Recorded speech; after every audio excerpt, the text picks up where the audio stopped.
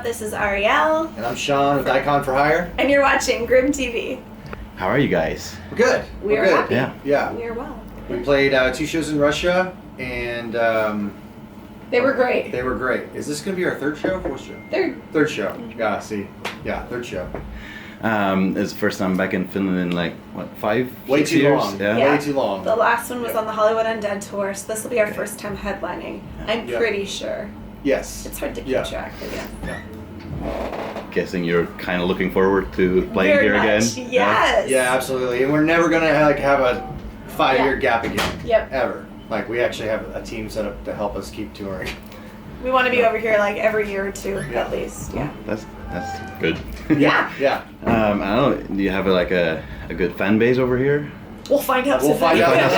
So far, so good. Yeah, everyone that we've met so far, we've met some of our VIPs. They've been very enthusiastic. Yeah. Online. Mess of people on the streets, so pretty pumped about it. We see comments on socials that are very positive, so that's good. Hopefully it goes well, I know that in the States you're like a bit more popular than in Europe maybe. Yeah, right now. Have you like noticed any differences between like fans over there and over here in Europe? Yeah, I think the European fan base knows how to like rock. When you come, they want to do like circle pits and like things like that. And I think maybe more in America, our demographic is a little younger, and they may not have been exposed to like Pantera or anything like that. I think America obviously is spoiled with a lot of music, and so with that, me too as an audience goer, we're all like kind of too cool for school. Like we all just kind of like sit back and hang and watch. Not to trash our Americans, they're amazing, they're lovely, we love them. However, because we only come here every few years, the audience is extra engaged and passionate, which makes it really fun. Yeah. I can imagine so. Now I read up a little bit about you guys because I didn't know you that well. Yeah, sure. And I noticed that you guys are doing stuff like really independently, like the way you want it. Yeah. Is that something that was the goal for you from like the get-go, or? No, not the good. We didn't know it was our goal until we were in a bad record label situation, and then it quickly became something we desired. You know, you don't know what you want maybe until you have what you don't want, and you're like, this isn't for us. This is for us, yeah. So it's super badass doing it independent. It's like the best of both worlds. We feel so lucky. We're like right in the middle, you know, where we have the impact and the opportunities and the team that we need to still make a living doing our dreams. We have the fans, but there's still all the creative freedom. Like, it is the best of both worlds. Yeah. With that said, we're always striving to build a bigger audience and reach much more people. Yeah, even at an independent level. Yeah. But I think you're already doing like a quite good job. I mean, like when you did that Kickstarter for your last album. Yep. It was one of the best ones of the year or something like that. So Yeah. That's pretty cool. But yeah, it's cool to see a band do things like in a different way and try to like just deal with the mess that is music industry basically. Yeah. Well, it's been funny, like when we've reached out to people to help us, you know, spread the word. They just don't know how to work with a band like ours. Because we don't fit that traditional model. You know, Yeah. booking agents or other bands even know how to work within the certain label system, and there isn't necessarily a system for a band like us to get on traditional radio. That system doesn't exist. Yeah. So we just work without traditional radio. We make it work, you know. Hopefully in 10 years, those systems will be put in place, kind of like Spotify and social media has allowed bands to thrive in a way without the gatekeepers. Hopefully that will continue. Yeah.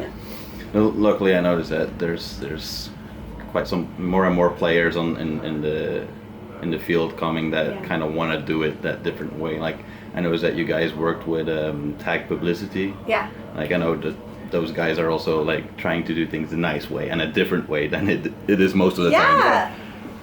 Which I think is really cool.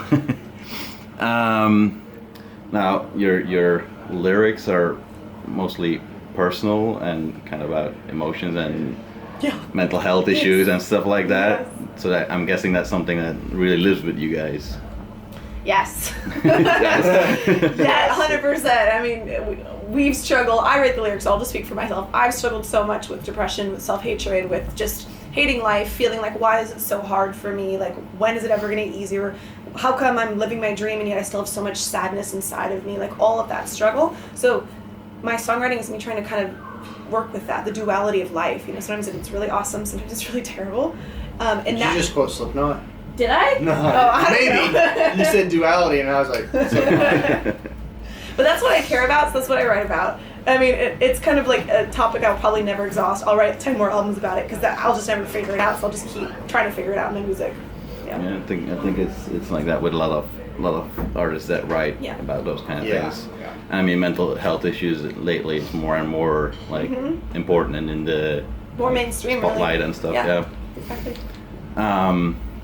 If you would be able to like send like a message to someone that is struggling without your songs, what would you say? Just that I fucking love you and stay strong, and there's always a reason to keep going. And I think like for me, I've had those moments where I'm like, thank God I kept going. Thank God I didn't quit or didn't end it or didn't do something really stupid a couple years ago. But you don't ever get to those moments if you give up. So there's value in continuing to live and continuing to press forward and continuing to stay positive even in spite of everything. That makes you so fucking strong and unstoppable and badass, and that matters. Like that is a meaningful life, you know. And that's like why even in our music we keep going as just a sign of like never stop. Like, well, we're just gonna keep going forever. Like our band name is You Can't Kill Us. It's literal, but it's also or not a band name. Our album name is You Can't Kill Us. Just to be like always keep going. You know, that's what we want to share with people. And well, I'm guessing your music helps a lot of your fans. Do you have like a moment that someone came to you like with a story that really like sticks by you?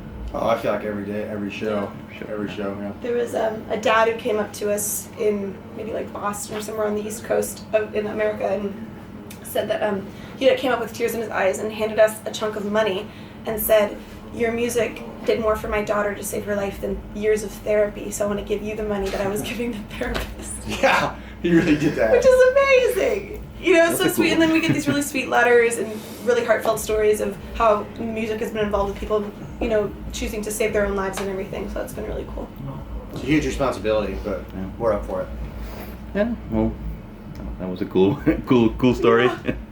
Now, recently or last year, you've released a couple of singles. Mm-hmm. Does that mean that there's possibly an album coming? No, there's definitely an album coming. Yeah. Well, yeah. Yeah, definitely. So as soon as we get on, like I was working this morning and then yesterday, like we have like 46 songs we're trying to like go through. To pick which ones we're gonna... Yeah, to pick which ones. But as soon as we get back, there's already studio time locked in. So that's why I'm like working on. We're working with a Scandinavian producer, actually, who's in Nashville. Who's in Nashville, yeah. He's been great and we're really excited. It just feels very much like we're going to be able to take things to the next level. Yeah. Yeah, it feels like friends. Yeah, it's cool. That's cool. A little bit maybe out of like left field question that I heard someone asking. I thought it was a cool one. If you would have to describe your music to a deaf person with images. Oh, cool. With images. That is really cool. I would do a lot of contrast. So, you know, a lot of like sharp blacks melting with like sharp whites and like just the intensity of that. I'm thinking of color. You know what synesthesia is? Synesthesia is where you mix your senses. So like a lot of people when they listen to music, they see the imagery of it anyway. You know, so I'm always thinking in color of like what our songs are, and I'm always singing pink, obviously. Pink and black. Visually, probably a lot of struggle, a lot of fighting, a lot of pain and you know, defeat and a lot of victory. So whatever visuals would kind of bring that forward. Banksy, yeah. Cool. Well, if you wouldn't, if you're not working with music or not doing something with music, what are you guys like? Crying in the corner. No, the we are corner. not. I thought you meant for our like plan B, like our life. No, You mean, like, our hobby? no, just like. Well, you already earlier said that you're happy you can do, like, you can live off your music the way you want it, so I'm not asking about your plan B. Okay, hobbies, go ahead. I like to spend a lot of time outside and like hiking, woods, lakes, anything away from electronics and stuff. For lakes, you're good here. Yeah, absolutely. And just unplug a lot, and then she does. I like to bake cookies. Yeah. I journal all the time. You go to coffee shops. I do yoga. You hang out with friends. Hang out, yeah. Try to do that normal stuff.